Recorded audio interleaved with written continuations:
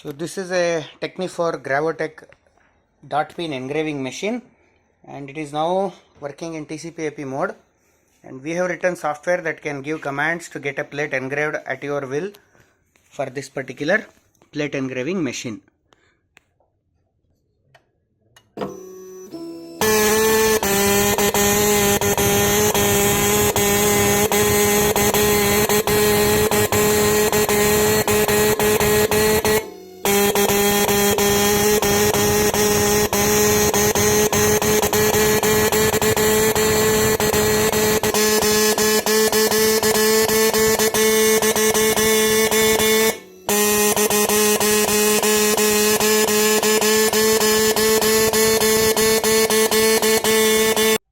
This is the end result of an engraved plate.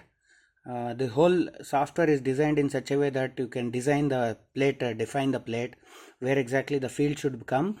Even if you have a half printed plate, it can be populated with the engraved text.